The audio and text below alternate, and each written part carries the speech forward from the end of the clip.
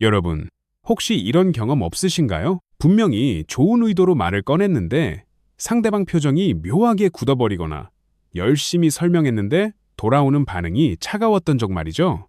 흔히들 말 한마디에 천냥 빚을 갚는다고 하지만 반대로 말 한마디에 쌓아온 신뢰를 와르르 무너뜨리는 경우도 허다합니다. 특히 인간관계의 정점에 서 있는 사람들, 소위 말해서 말 좀 한다는 고수들은 절대 입 밖으로 내지 않는 단어들이 있습니다. 이게 단순히 예의의 문제가 아닙니다. 뇌과학적으로 그리고 심리학적으로 상대방의 방어 기제를 즉각적으로 발동시키는 독 같은 단어들이거든요. 오늘 이 시간을 끝까지 함께 하신다면 여러분의 입버릇에서 이 세 가지만 도려내도 주변 사람들이 여러분을 대하는 태도가 180도 달라지는 마법을 경험하시게 될 겁니다. 자, 대체 그 치명적인 단어들이 무엇인지 지금 바로 파헤쳐 보겠습니다. 자, 첫 번째 단어부터 바로 가보죠. 아마 들으시면 나 이거 자주 쓰는데? 하고 뜨끔하실 분들 정말 많을 겁니다. 바로 근데라는 단어입니다. 영어로는 but이죠. 사실 이 단어 자체가 나쁜 건 아닙니다. 앞뒤 문장을 연결할 때 꼭 필요하죠. 하지만 말의 고수들이 이 단어를 극도로 경계하는 이유가 있습니다. 여러분, 누군가 여러분의 의견에 동의하는 척하다가 근데 말이야 라고 운을 떼면 어떤 기분이 드시나요? 그 순간 앞에서 했던 칭찬이나 동의는 전부 가짜처럼 느껴집니다. 근데 라는 단어가 등장하는 순간 우리 뇌는 본능적으로 이제부터 내 말을 부정하겠구나 라고 인식하고 셔터를 내려버립니다. 상상해보세요. 직장 상사가 여러분에게 이렇게 말합니다. 이번 기획안 정말 참신하고 고생 많았어. 근데 예산 부분이 좀 비현실적이네. 자, 기분이 어떠신가요? 참신하다는 칭찬이 귀에 들어오나요? 아니죠. 머릿속엔 예산 비현실적이라는 비판만 남습니다. 앞의 칭찬은 뒤에 올 공격을 위한 사탕발림에 불과했던 거죠. 하지만 진짜 말 잘하는 사람들은 이 근대를 그리고로 바꿉니다. 이번 기획안 정말 참신하네요. 그리고 여기에 예산 부분만 조금 더 현실적으로 보완하면 완벽할 것 같습니다. 어떠세요? 느낌이 완전히 다르죠? 근데는 앞의 말을 삭제하지만 그리고는 앞의 말을 수용하면서 대안을 제시합니다. 상대방을 적으로 만드느냐, 아군으로 만드느냐는 이 한 끗 차이에서 결정됩니다. 두 번째 단어는 더 무섭습니다. 어쩌면 우리 한국인들이 가장 무의식 중에 많이 쓰는 단어일지도 몰라요. 바로 솔직히입니다.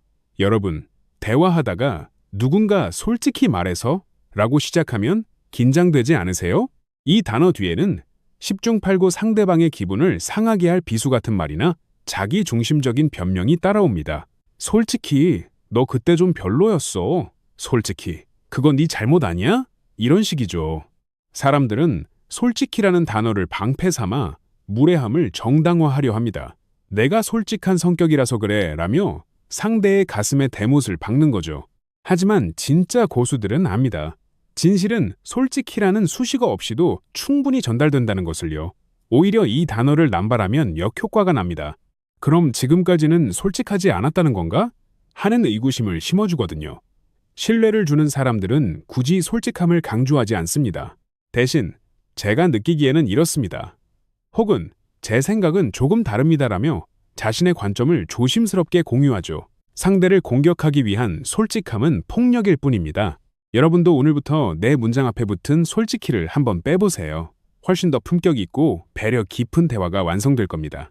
자, 이제 마지막 세 번째 단어입니다. 이건 정말 치명적입니다. 인간관계를 서서히 좀먹는 곰팡이 같은 단어죠? 바로 어차피입니다. 이 단어는 패배주의와 냉소의 끝판왕입니다. 어차피 해도 안 될 텐데, 어차피 세상은 다 똑같아. 어차피 걔는 내 말 안 들어. 여러분, 이 말을 듣는 순간 에너지가 확 빠져나가는 기분 안 드시나요? 어차피라는 단어는 가능성의 문을 발로 걷어차서 닫아버리는 소리입니다. 대화의 확장을 막고 결론을 비극으로 정해버리죠. 말의 고수들은 이 어차피라는 단어가 가진 부정적인 암시를 누구보다 잘 알고 있습니다. 그래서 이들은 절대 상황을 미리 단정짓지 않습니다. 설령 결과가 뻔해 보이는 상황이라도 일단 해보자. 혹시 모르잖아? 다른 방법은 없을까? 라며 작은 틈을 열어둡니다. 어차피를 입에 달고 사는 퍼슨 곁에는 결국 아무도 남지 않습니다. 누가 기운 빠지는 소리만 하는 사람과 대화하고 싶겠어요? 어차피는 나 자신을 가두는 감옥이자 상대를 밀어내는 장벽입니다. 이 단어를 버리는 것만으로도 여러분의 인생에는 생동감이 돌기 시작할 겁니다. 그런데 여기서 잠깐 이런 의문이 드실 수도 있습니다. 아니, 그럼 평생 근데 솔직히 어차피를 한 번도 안 쓰고 살 수 있나요? 물론 아닙니다. 핵심은 이 단어들이 가진 파괴력을 인지하고 조절하라는 겁니다. 특히 감정이 격해졌을 때나 중요한 협상을 할 때 이 세 단어는 휘발유 역할을 합니다.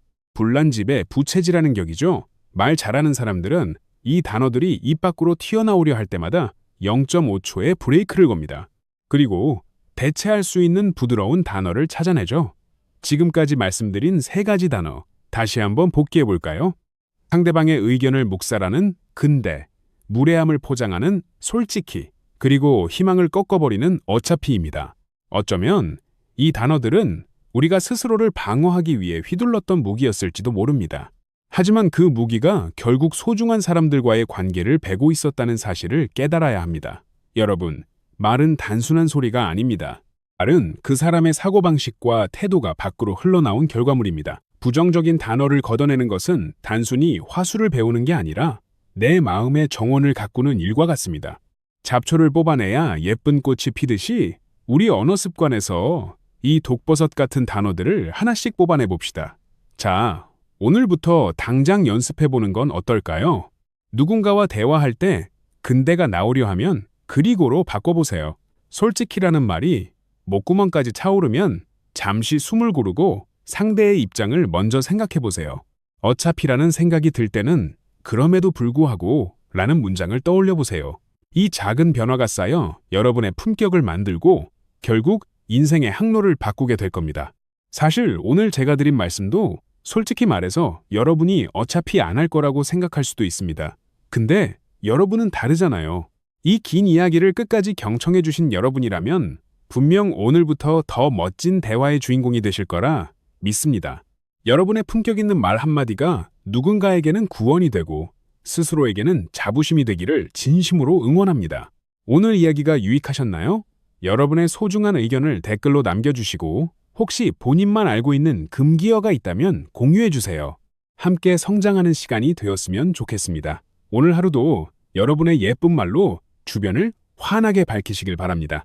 시청해주셔서 감사합니다.